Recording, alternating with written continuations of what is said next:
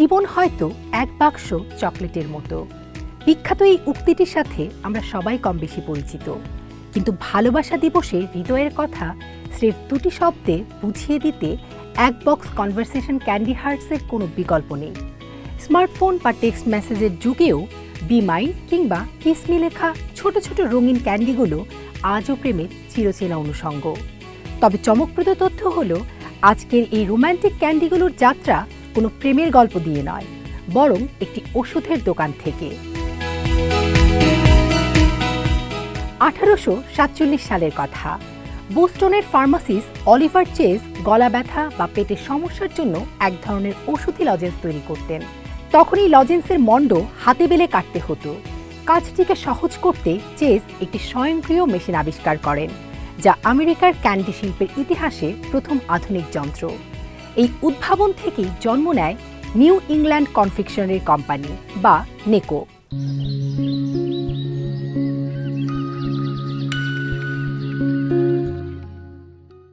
Chase ভাইয়েরা শুরুতে একে চেজ লজেন্স নাম দিয়েছিল, যা স্বাদ, স্থায়িত্ব এবং সস্তা দামের কারণে দ্রুত জনপ্রিয়তা পায়। পরবর্তীতে উদ্যোক্তারা এর নাম পরিবর্তন করে রাখে নেকো ওয়েফার্স। 1866 সালে কোম্পানিটির প্রথম কনভারসেশন ক্যান্ডি বাজারে আনে। চেজ ভাইদের আরেকজন ড্যানিয়েল চেজ উদ্ভিজ্জ রং ব্যবহার করে ক্যান্ডির উপর অক্ষর ছাপানোর পদ্ধতি আবিষ্কার করেন।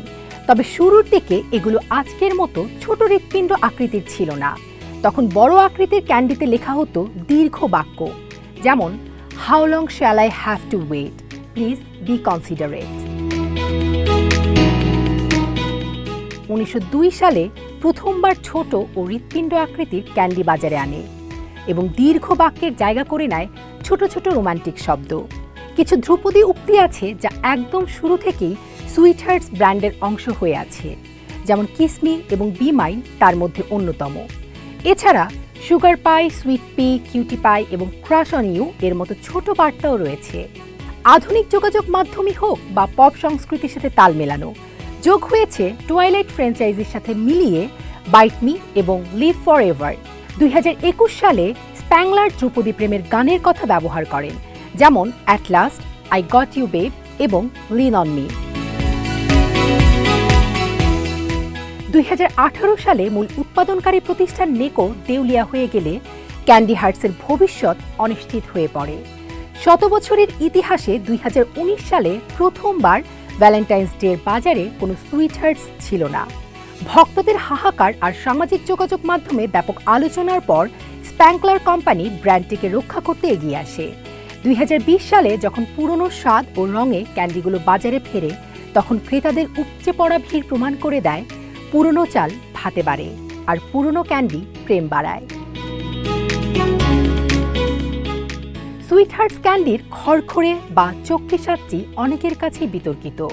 2010 সালে একবার কোম্পানিটি স্বাদ বদলে আধুনিক করার চেষ্টা করেছিল, কিন্তু ভক্তদের তীব্র প্রতিবাদের মুখে তারা আবার পুরনো ফর্মুলায় ফিরে যেতে বাধ্য হয়।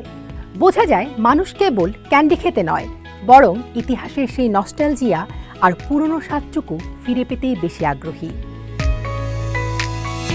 আজকের ডিজিটাল দুনিয়ায় যেখানে ইমোজির ছড়াছড়ি, সেখানে পকেটে থাকা এক টুকরো ক্যান্ডি আর তাতে লেখা লাভ ইউ আজও এক বিশেষ অবদান ধরে রেখেছে।